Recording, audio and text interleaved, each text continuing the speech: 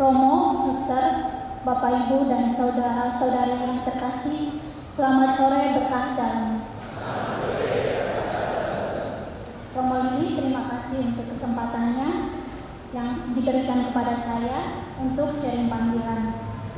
Perkenalkan, nama saya Suster Angelia. Saya berasal dari Kupang. Saat ini saya dalam tahap pembinaan novis tahun kedua calon suster PI. Sebelumnya saya akan memperkenalkan singkat kongregasi. Kongregasi Suster Penyelenggaraan Ilahi atau PI, atau dalam bahasa Inggris Sister of Divine Providence SDP, berdirinya pada tanggal 3 November 1842, tempatnya di Jerman, pusatnya di kota Münster. Pendirinya seorang pastor, Edward Michaelis, seorang imam projo Jerman. Saat ini Suster SDP atau PI berada di beberapa negara, yaitu di Jerman, Belanda, terus Brasil, Malawi, dan Indonesia, pusatnya di Semarang. Karya-karya Suster PI atau SDP itu karya pendidikan, kesehatan, pastoral, sosial melingkupi panti asuhan, asrama, dan anti-human trafficking. Anti-human trafficking itu para suster membantu para korban TKW. Terus rumah pembinaan calon suster PI berada di Kandang Sapi, Selatan Dr. Umi. Monggo para pengundi yang mau ingin mengenal lebih dalam, pintu terbuka untuk semuanya. Baik, saya akan men-sharingkan pengalaman saya ketika menanggapi panggilan Tuhan. Saya tertarik menjadi seorang suster itu sejak kelas 5 SD. Waktu itu orang tua saya sudah menceritakan bagaimana sosok seorang suster yang baik, yang ramah, dan sebagainya. Dari situ saya merasa senang, dan akhirnya tumbuhlah benih-benih panggilan yang ada dalam diri saya, sehingga saya mulai aktif ikut misdinar, terus rajin ikut misa.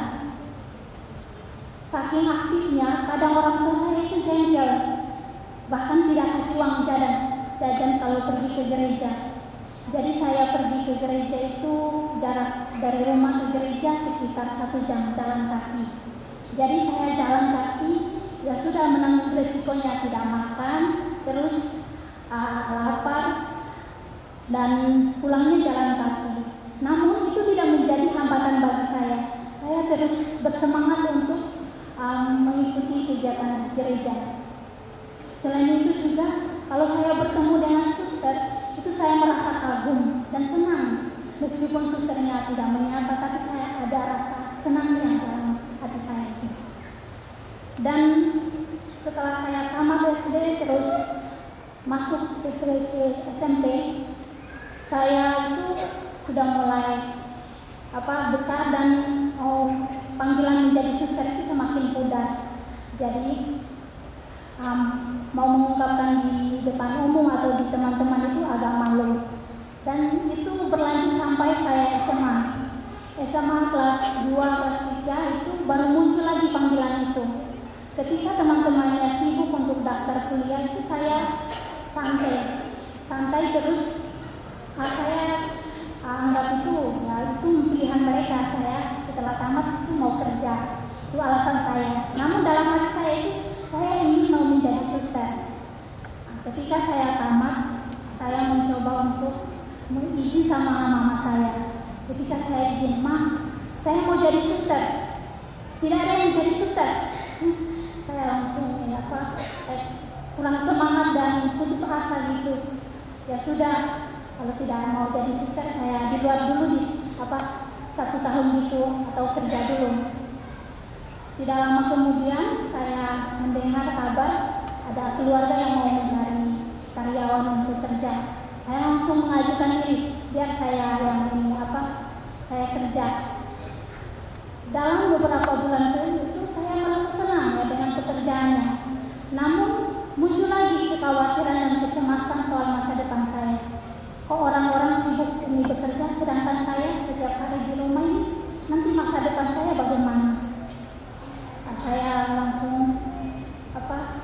cemas dan hanya berdoa saja setiap kali pergi ke gereja itu, Tuhan, kalau memang Tuhan memanggil saya menjadi suster, tolong Tuhan berikan saya jalan dan petunjuk dan kemudahan supaya saya bisa melewati tantangan ini.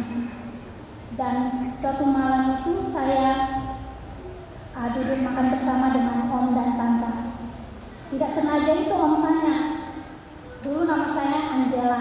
Angela, ini kamu mau kuliah ambil jurusan apa? Dengan spontannya itu saya menjawab, saya mau jadi suster. Terus, kalau kamu mau jadi suster, sudah kenal suster? Belum sih, saya belum kenal suster. Karena masih ada rasa ragu-ragu dalam diri saya. Ya sudah, kalau kamu mau jadi suster, hari Minggu itu kamu kenalan sama suster. Kebetulan di parokinya itu ada suster CB. Tapi untungnya tante itu ada nomornya suster PI, kepala sekolah di ini sekolah anaknya itu tempat sekolah anaknya bersekolah itu. Jadi kasih nomor kontaknya, saya telepon, WA sama susternya itu. Puji Tuhan susternya setiap hari itu menyapa, bahkan mengajak saya kalau libur itu boleh main ke biara. Oh iya suster, saya ini langsung menanggapi ajakannya itu. Terus saya main ke biara. Terus ajak lagi, hari Minggu boleh misa ini biara lagi. Oh ada misa suster? Ya silakan. Saya hari Minggu pergi misa.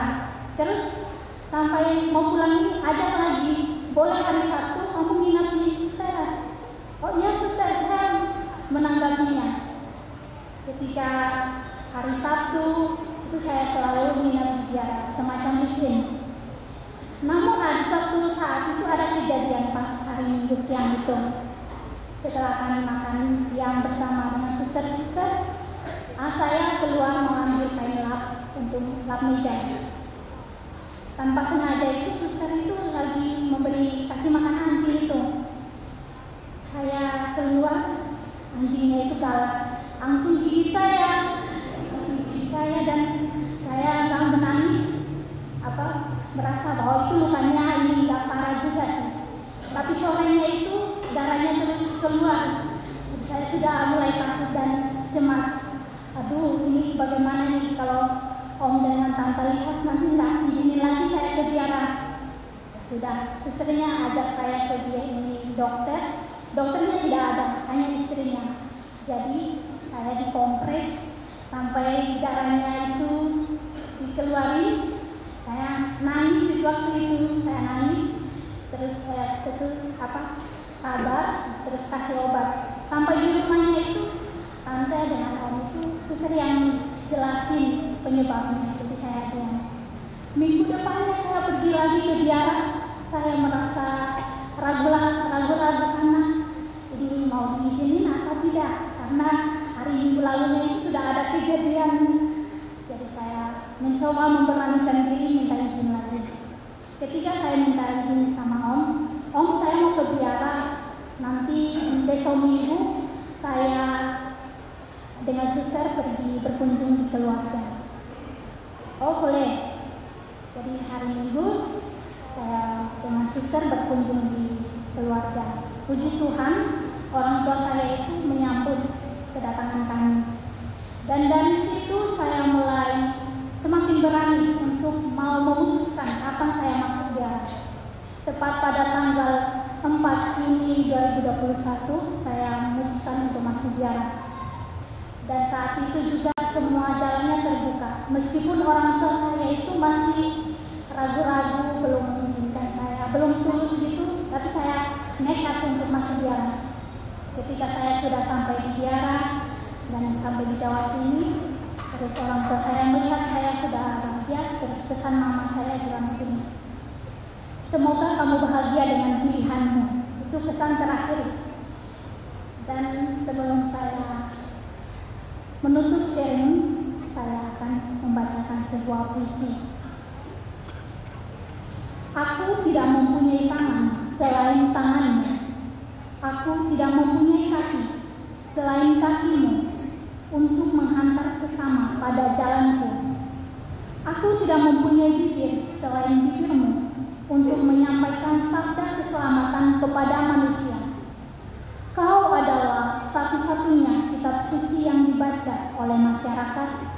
Kau adalah kabar gembira Allah yang terakhir ditulis dalam perbuatan dan perkataan. Maukah engkau menjadi tangan, kaki, dan bibir bagiku